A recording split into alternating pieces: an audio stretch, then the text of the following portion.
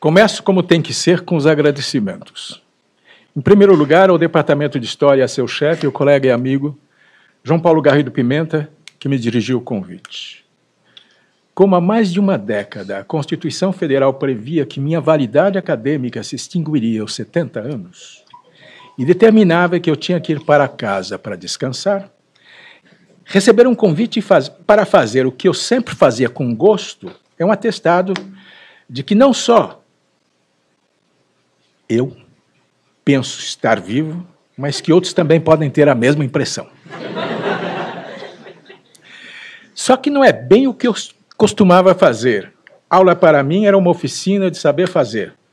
Nunca fui um transmissor de informação, mas um parteiro socrático que ajudava a extrair e desenvolver os talentos que habitam em cada um de nós. E sempre fui um professor de leitura, por acreditar que aprender a ler é aprender a pensar. Mas fazer isso por escrito agora já é outra praia. E agora eu estou lendo um texto. Bom, aula inaugural não é mesmo uma aula normal, nem conviria que as demais fossem desse gênero. É mais uma aula conferencial. Já que eu não conheço a turma, nem vou acompanhá-la. E conferência pode ser lida. Há também outra razão. Há mais de 20 anos eu escrevi um artigo que muitos acharam útil e que tinha por título A História Cativa da Memória, ponto de interrogação. Acontece que a memória, mesmo ignorando que era apenas uma suposição minha e não uma verdade, sentiu-se insultada, dizendo que eu lhe havia atribuído status servil. Eu, cativa, que humilhação! E resolveu se vingar. A partir de então, minha memória pessoal nunca mais foi confiável. Claro, essa história é para mascarar que é mesmo a fuga de neurônios, que a idade acelera, o que está em causa. Por isso, a leitura de um texto para evitar, por exemplo, o esquecimento de uma palavra-chave e comprometer o pensamento. Óbvio, esse esquecimento pode ter aspectos positivos, pois a expectativa do próximo tropeço do professor é capaz de manter acesa a atenção dos alunos. Mas esse não é meu interesse aqui. Ainda no setor de agradecimentos, refiro-me à apresentação pelo colega, querido amigo e sucessor na vaga, Marcelo Rede, de uma biografia absolutamente não autorizada. E que é fruto apenas do afeto e de um certo problema de visão que ele deve ter. Digo apenas que currículo precedendo uma atividade é sempre um risco. O desempenho pode desmentir todas as bondades passadas que recheiam o currículo. Currículo bom é quando não há mais atividade possível de julgamento no cenário. A ocasião ideal é o obituário. E também agradeço de coração a presença de tantos colegas que eu vejo aqui, e sem contar, é claro, dos calouros e demais alunos que me honram com sua presença. Agora vamos ao que interessa. Se o convite me deixou alegre, também trouxe preocupação quando fiz as contas e descobri que se a idade base de um aluno ingressante na universidade é 18 anos, isso significaria que ele nem se deu ao trabalho de nascer no mesmo século que eu. Aliás, quando eu nasci, o século XXI nem estava projetado. Como falar com gente que pensa que celular, internet, videogame, feminismo e lanchonete sempre existiram? Aí me veio um raio que tudo iluminou. Vou falar sobre a diferença e a história como disciplina da diferença. Antes, alguma coisa sobre ética universitária, porque se espera sempre que uma aula inaugural dê conselhos. Mas eu gostaria que menos que conselhos fossem objeto de reflexão. Para facilitar os tópicos da reflexão, todos foram precedidos de imagens de humor, porque, melhor que tudo, o humor ajuda a ver pelo avesso à frente das coisas. Temos aqui até, no Elias Saliba, um mestre desse ramo. A primeira imagem é de um cartoon que vinha há muito tempo numa revista americana e que representa uma sala de museu. Entre as vitrinas e pedestais de peças etnográficas, aparece todo esbaforido um índio vestido de tanga, cocar, plumas e narigueiras de ouro, corpo todo pintado. Ao passar por um vigia, ele diz: "Por favor, onde se encontram os altares sacrificiais da Polinésia?" O vigia não tem legenda, Mas se falasse, certamente diria: cidadão, isto é um museu. Aqui não é um espaço de práticas, mas de representação de práticas. Já tive conhecimento, mas agora me escapam dados precisos, de casos ocorridos na Austrália e na Nova Zelândia, em que museus de antropologia permitiram algumas práticas rituais em seus espaços, mas logo as proibiram por problemas vários, como reclamações de organizações feministas em virtude da interdição corrente de mulheres nos rituais. O que me parece mais problemático no caso é a oposição entre público e privado. Estou falando agora da imagem. Melhor dizendo, uma tensão entre interesse público geral e interesse individual de coletivos definidos. Essa tensão diz respeito a conceitos diferentes da parte do vigia e da parte do índio sobre serviço público. O vigia tem razão. Dentro do museu, todas as suas peças são esvaziadas do valor de uso, substituído pelo valor cognitivo, pelo valor afetivo, pelo valor estético e outras fruições subjetivas.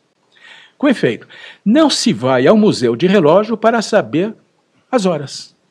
Aliás, mesmo que fosse esse o objetivo, seria necessário que todos os relógios estivessem funcionando e sincronicamente, o que parece difícil de ocorrer. Vai-se ao Museu do Relógio, porém, para ampliar o conhecimento desse tipo de artefato e fruir das conotações que isso pode comportar. Acontece que, se o índio procurou o museu para executar seus rituais, vamos supor que é porque os altares sacrificiais não estão mais disponíveis na esfera privada de seu grupo comunitário. O interesse é claro, é legítimo, mas o caminho é impróprio. Não basta o museu ser um espaço de acesso público para que seus serviços devam responder a quaisquer necessidades, além das que lhes são apropriadas, isto é, derivadas de seu programa e forma. Da mesma maneira, isso precisa ocorrer com a universidade pública, como a nossa. A sociedade a mantém e dela espera que seja capaz de produzir conhecimento, formação profissional e abertura de horizonte de vida. Tudo mais que se fizer na universidade é legítimo e bem-vindo, desde que reconheça a prioridade e integridade desse tripé de pesquisa, docência e extensão e contribua para ele. Infelizmente, não é o que me parece estar acontecendo. A despolitização da universidade é um processo iniciado há algum tempo e que não destoa da despolitização da sociedade brasileira como um todo, quando da política se preservaram, sobretudo, as embalagens formais, como os partidos políticos, os rituais, as eleições, etc. E, mais que tudo, lamentavelmente, as vantagens e privilégios. Em tempo, não falo de política partidária, mas de política como atividade em benefício da polis, que na Atenas clássica era o conjunto de cidadãos agindo por intermédio da palavra argumentativa em prol do bem comum, que os romanos, por sua vez, chamavam de res publica, a coisa de todos. Pensamentos generosos esses, mas que parecem agora de um arcaísmo invencível e de uma ingenuidade senil, pois continua ainda em vigor entre nós a chamada lei de Gerson, o jogador de futebol que, numa publicidade famosa de 1970, dizia ser necessário fumar o cigarro Vila Rica. Pois é necessário tirar vantagem de tudo, não? Democracia é, pelo menos literalmente, o governo do povo, mas democracia sem república fatalmente leva ao governo dos interesses individuais ou de grupos de interesse, não do bem comum. Em 1985, depois de 21 anos de regime autoritário, reconquistamos a democracia. 33 anos depois, ainda não temos república. E sem ela, como não poderia deixar de ser, a democracia não conseguiu diminuir a espantosa desigualdade que é a nossa marca. Para fazer da nossa democracia eleitoral uma democracia republicana, é necessário primeiro reconhecer que o trabalho numa universidade pública não é um emprego sem marca específica. É serviço público, isto é serviço ao público, é serviço à sociedade. Não penso em sacerdócio ou em qualquer slogan adocicado, pois se trata de uma verdade republicana, uma exigência republicana. O trabalho na universidade pública, e aí não faço distinção entre corpo docente, discente, administrativo, técnico, o trabalho numa universidade pública, repito, pode e deve ser via de assegurar uma vida digna e até alguma modalidade de reconhecimento profissional e mais amplamente social. Mas tudo isso dentro de um horizonte de serviço público, de serviço ao público. Se esse horizonte for apagado ou minimizado, abre-se espaço para privatização que tira a legitimidade e o sentido maior de nossas ações. No entanto, ronda a nossa universidade um fenômeno que é muito mais amplo, pois atinge toda a sociedade, crescentemente, a privatização. A privatização que, para mim, mais que efeito, praticamente seria um sinônimo de desrepublicanização, acima mencionada. Fala-se muito da universidade pública, em geral, fala-se muito na privatização da universidade pública, em geral atribuída primeiro aos outros, e de preferência a situações institucionais escancaradas, explícitas. Especialmente na USP, ela é vista mais que tudo nas fundações, convênios suspeitos, taxas ilegítimas e ilegais, uso comercial do nome USP, superquadra bancária, projetos para a renda no campo e outras obviedades comparáveis. Não vou discutir esses casos, já muito comodamente debatidos, em particular porque sua perversidade fica sempre confinada no campo do comportamento de terceiros. O que me impressiona é que não temos o hábito de analisar certos comportamentos nossos como igualmente privatistas, embora encobertos e dissimulados como requisições de liberdade. O historiador José Murilo de Carvalho já observou como certas reivindicações relativas à cidadania, em que o conteúdo democrático está rigorosamente circunscrito a um indivíduo e seus interesses, mais parecem fundamentadas no Código Democrático do Consumidor do que na Constituição Republicana. Convém, portanto, manter disponível nosso arsenal de ataque, mas atiremos a primeira pedra somente depois que tivermos feito um exame de consciência quanto a nossos padrões cotidianos de comportamento. Penso que eles funcionam, de certa forma, como a alimentação de uma cultura do indivíduo, no sentido grego de idiotes. Idiota é aquele que é prisioneiro de si próprio. Disso tudo, as manifestações acima exemplificadas são já o fruto apodrecido. Tão somente para exemplificar outros padrões rotineiros e aparentemente inofensivos, menciono de propósito apenas dois tipos de privatização velada, sutil, aparentemente inofensiva, mas igualmente perniciosa, que contamina docentes e discentes. Professores, por exemplo, privatizam quando não fornecem justificativas consistentes e transparentes de seus critérios de avaliação. Os atos administrativos, até por exigência legal e necessidade pedagógica, devem obrigatoriamente conter fundamentos explícitos. Pior quando não têm critérios adequados de avaliação, ou mesmo quando deixam de avaliar, insensíveis ao tipo de profissional deformado ou carente que estão pondo em circulação. Além disso, é preciso que os professores definam, dentro do seu horizonte de liberdade, a cota dedicada a projeto de formação, sem o que, mais uma vez, teríamos o individualismo democrático redundando em êxitos pessoais, mas indiferente aos compromissos republicanos, isto é, aos interesses da sociedade que nos sustenta. Alunos, por sua vez, privatizam quando escolhem disciplinas não pela formação que podem trazer, mas pelas baixas cargas de exigência do docente, ou quando se matriculam apenas para assegurar certos benefícios, como acesso a serviços. Espero que nosso agoniado índio do cartoon acabe compreendendo que, por circunstâncias republicanas, ele deve procurar outros desfechos para a sua necessidade. Segunda imagem. A imagem seguinte é também de cartoon numa revista ilustrada francesa, Paris Match. Ocupando a página inteira aparece o interior de uma catedral gótica que lembra a de Chartres. No interior penumbroso e hierático, propício ao recolhimento, uma única devota, uma velhinha ajoelhada diante do altar-mor, prostra-se em profunda oração. Outros únicos figurantes no imenso espaço, um magote de turistas japoneses, se dispõem com extrema curiosidade em torno da anciã. O guia francês a toca no ombro e lhe diz: "Minha senhora, a senhora está perturbando a visitação." De novo, o conflito recorrente entre prática e representação, mas desta vez vou mencionar pelo menos a prática na sua relação com o espaço, a igreja.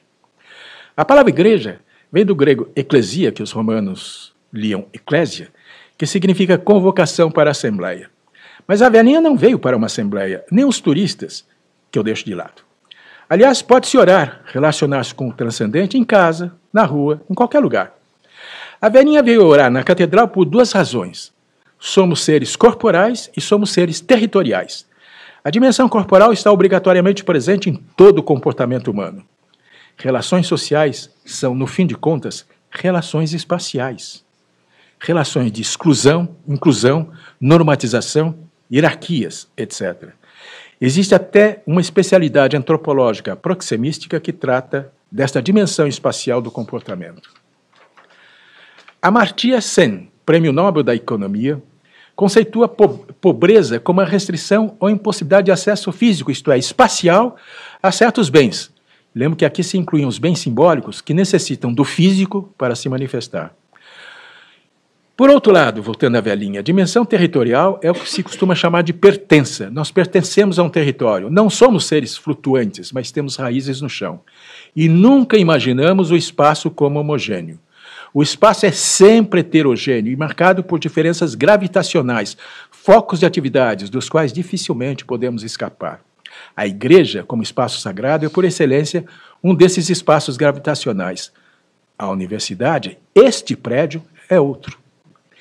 A universidade é, por definição, locus de universalidade, mas é igualmente espaço gravitacional, locus de convivência. Esta sua dimensão de convivialidade vem se atenuando aceleradamente. Nas unidades que dispõem de laboratórios, clínicas, ateliês ou de trabalhos de campo, o problema talvez seja menos sensível.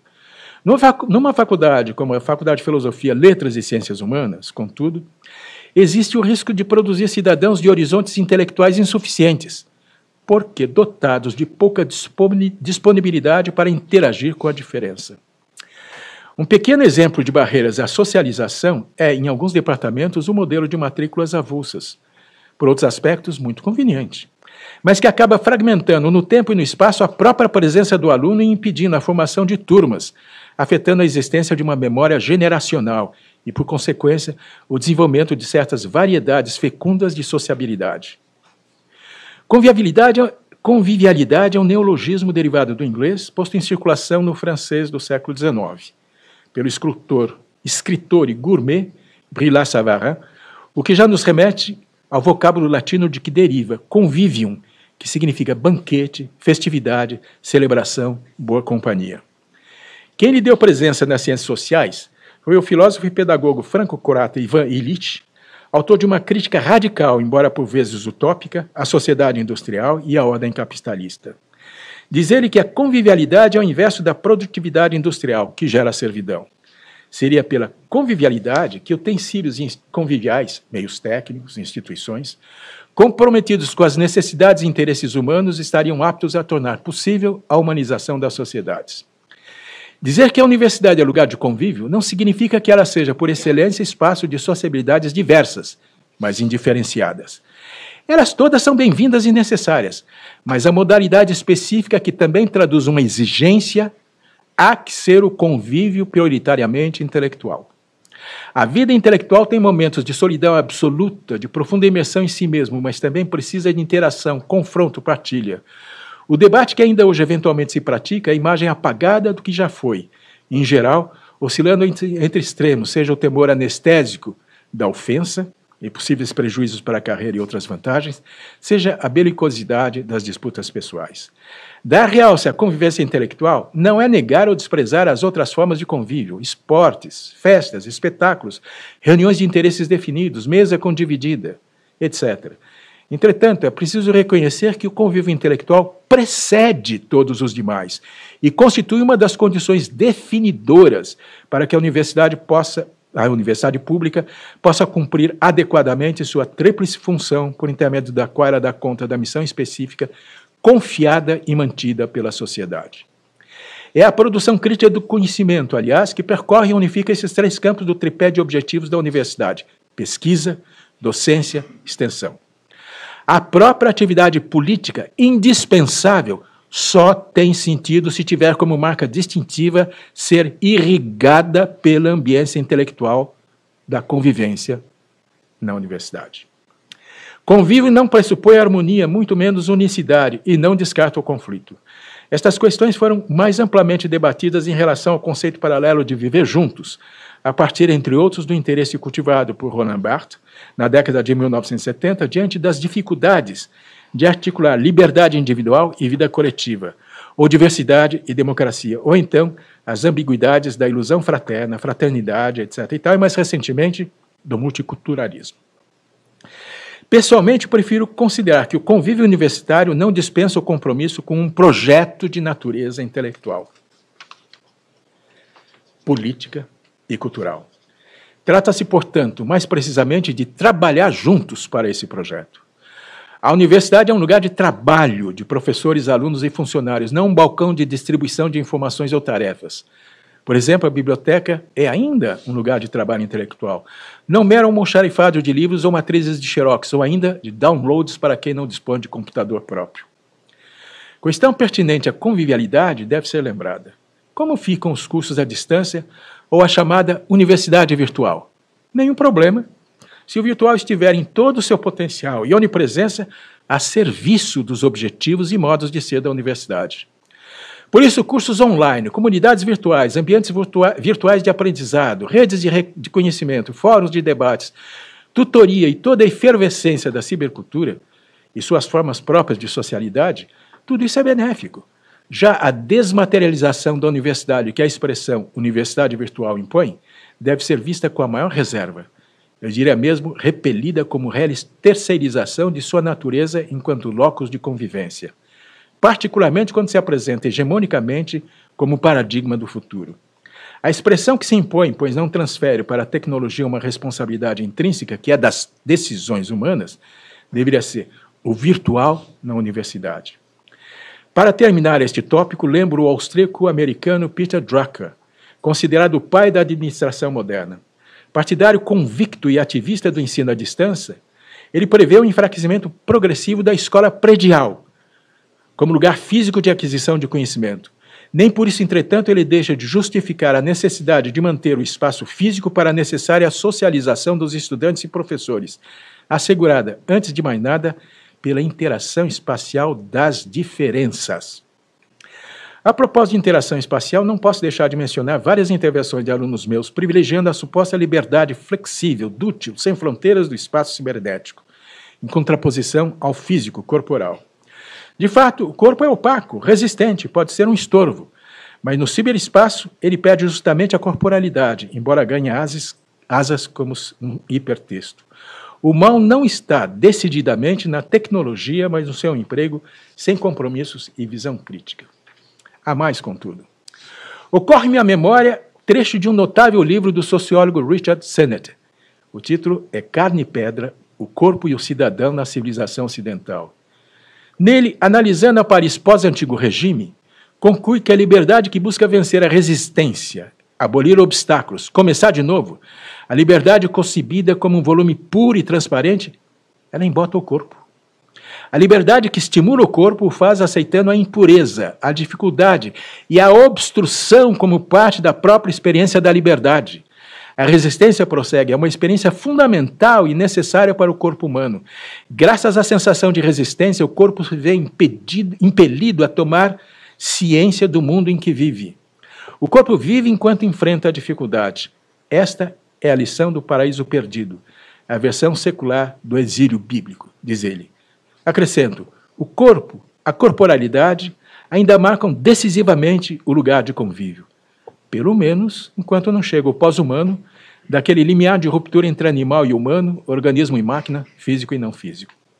A velhinha na catedral permite, pois, entender que lugar não é condição única, mas sempre necessária para o convívio, aquele que na universidade é indispensável para promover o conhecimento e pela socialização, a vida na diversidade.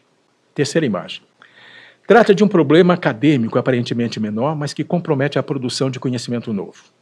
Uma das inúmeras histórias anônimas e encontráveis na internet, suscitadas pela saga do escritor inglês Conan Doyle, pai do detetive literário mais famoso do mundo, inspirador dos romances policiais, Sherlock Holmes, diz que nosso herói e seu fiel escudeiro, Dr. Watson, vão acampar.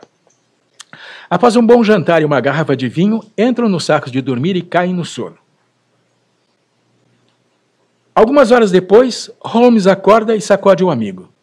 Watson, olhe para o céu estrelado. O que você deduz disso? Depois de ponderar um pouco, Watson diz, bem, astronomicamente estimo que existam milhões de galáxias e potencialmente bilhões de planetas. Astrologicamente posso dizer que Saturno está em Câncer. Teologicamente creio que Deus e o universo são infinitos. Também dá para supor pela posição das estrelas que são cerca de 3h30 da madrugada. O que você diz, Holmes? Sherlock responde. Elementar, meu caro Watson. roubaram a nossa barraca.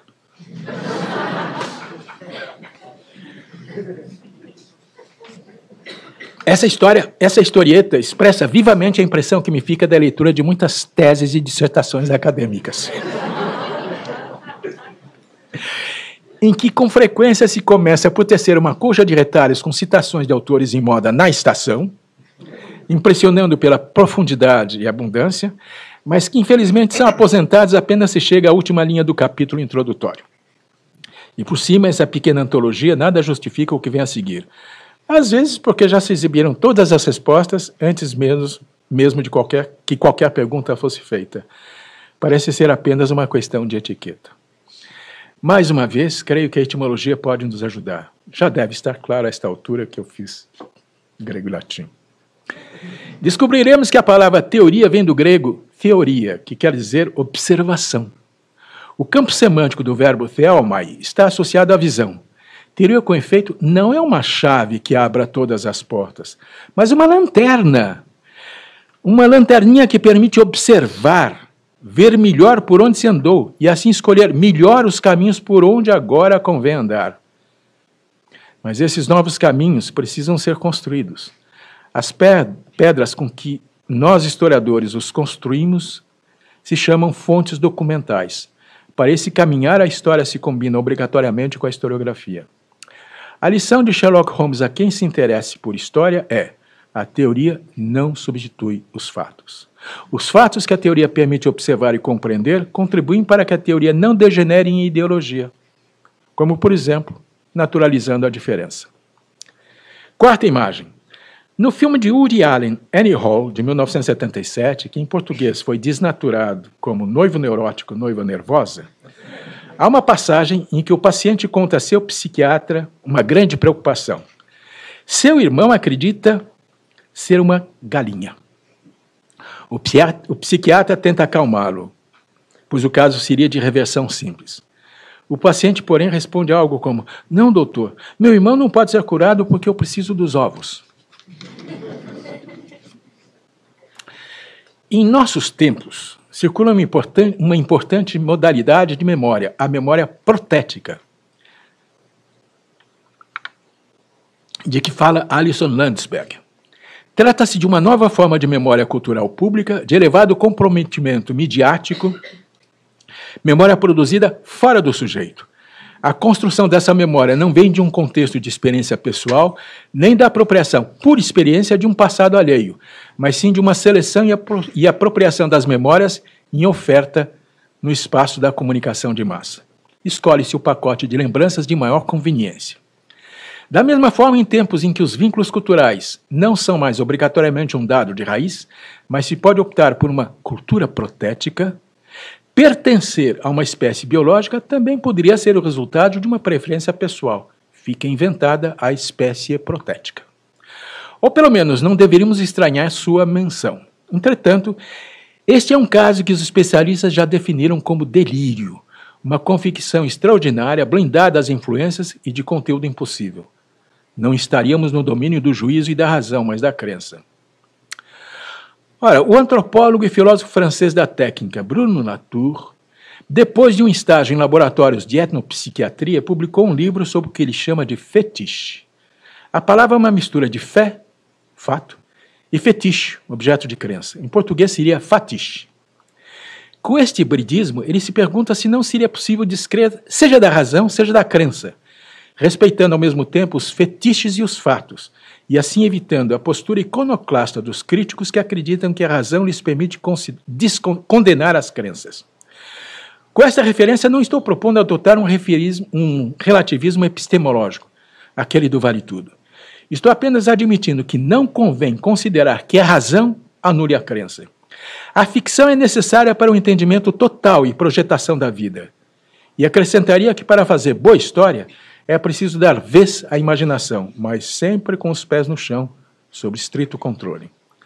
Acredito, aliás, que fazer história é montar ficções.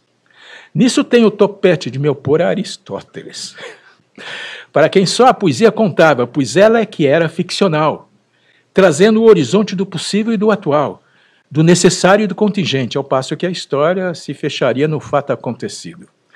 Hoje a polaridade entre o singular e o universal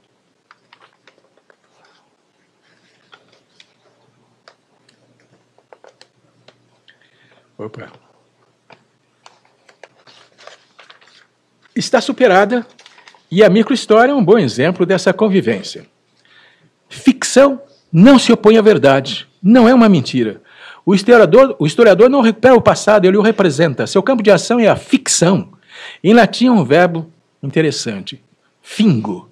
Seu particípio passado é fictus, de onde vem o substantivo fictio, ficção. Fingo de início indicava a ação do oleiro, que modelava potes, telhas e outros artefatos cerâmicos, mas que passou também a modelar imagens, placas com relevos. Ficção, portanto, já etimologicamente, não se opõe à verdade, designa figuras, palavra da mesma família de fingo, figuras que modelamos para dar conta da complexidade e vastidão infinitas do mundo. Mobilizamos formas para apresentar o mundo e assim permitir que dele possamos dizer alguma coisa. Longe de se opor a conhecimento, portanto, a ficção é um instrumento seu extraordinariamente eficaz. De fato, não enfrentamos o mundo diretamente, mas criamos formas para aprender seus significados. O enfrentamento da imensidão do real não se faz por via direta, denotativa, mas é enfrentamento indireto, mediado por formas criadas, que penetram fundo e sinteticamente na raiz das coisas. É só assim que a linguagem humana é capaz de dizer o indizível, por representação. A representação, portanto, é uma necessidade inelutável, porque sem ela não poderíamos dar inteligibilidade e sentido ao mundo em que existimos. Representamos o mundo para torná-lo inteligível. O mundo tal como é seria um enigma indecifrável se não pudesse ser reconstruído pelas formas que criamos. Em conclusão, o historiador é um ser da espécie biológica humana, mas que precisa botar ovos ficcionais. Isto é, narrativas que tornem inteligíveis emaranhados processos de transformação da sociedade. Mas, diversamente dos ovos do irmão na história de Woody Allen, são ovos que precisam passar pelo teste da frigideira. Não me interessa discutir se a história é ciência ou arte, ela tem que ser produção de conhecimento controlado, isto é, permanentemente sujeito à contra-argumentação. Enfim, uma última imagem veio do poema Borboletas, de um grande poeta contemporâneo, Manuel de Barros, falecido em 2014.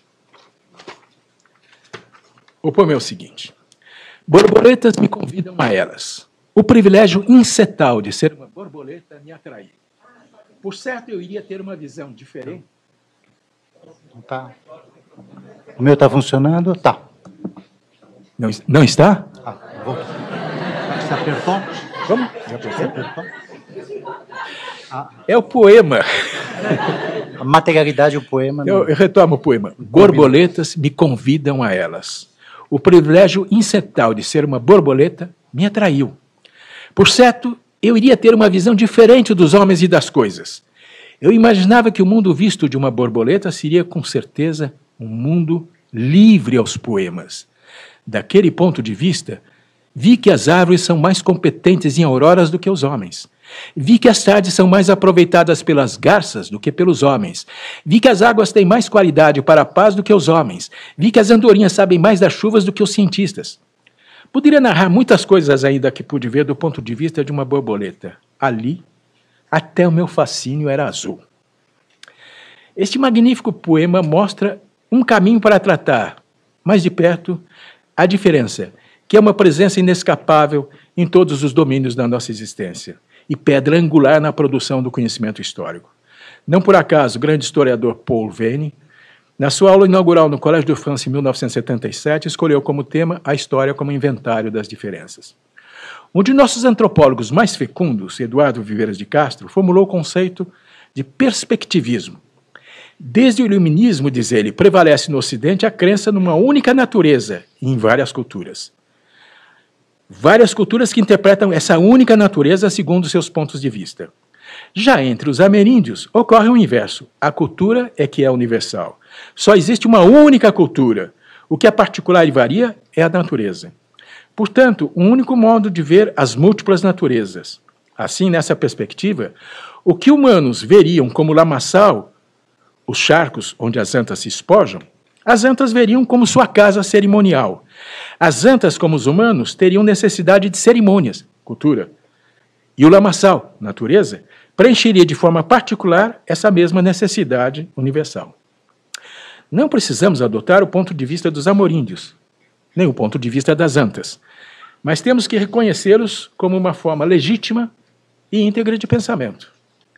Além disso, completa Viveiros de Castro, se não podemos pensar como eles, ao menos pensemos com eles. Para ser historiador, para saber o que é a história, o que de bom afinal ela pode produzir, é preciso uma boa dose de perspectivismo, de disponibilidade para ver o que as borboletas são capazes de ver melhor que os humanos, pelo menos os humanos prisioneiros das limitações de sua espécie e gênero. Isso seria uma modalidade de descolonização do pensamento, de estímulo para deixar de imaginar que, como só o nosso pensamento seria pensamento, automaticamente deveria impor-se a todos. É preciso reconhecer que, independentemente da sensibilidade e capacidade de se abrir do indivíduo, na raiz dessa desconfiança em relação a outras formas de pensar, há sempre uma boa dose de vontade de dominação. Não é preciso virar inseto, mas só atender ao convite das borboletas.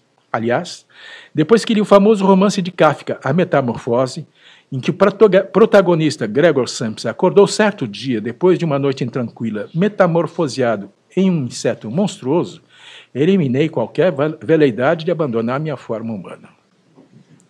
Mas fica o convite das borboletas, insetar, experimentar os pontos de vista dos insetos. A vantagem desse privilégio insetal de que fala Manuel de Barros é que, no fim das contas, a diversidade é a oportunidade fantástica de refletir sobre nossos pontos de vista, nossos valores, limitações, horizontes e perspectivas. Ocasião de, afinal, conhecermos de fato quem somos nós mesmos. E quando atingimos esse patamar, poderemos também dizer com o poeta, até meu fascínio era azul. A história, assim, pode prover o fascínio azul. Tendo escolhido essas emocionantes frases de efeito, penso poder arrematar com tal fecho, se não de ouro, pelo menos de algum genérico, mais barato, esta aula inaugural. O título que dei a esta aula é Manual de Bolso para uma travessia risonha e franca do curso de História. É uma travessia responsável, risonha e franca e proveitosa, que desejo sinceramente a todos os calouros. Muito obrigado.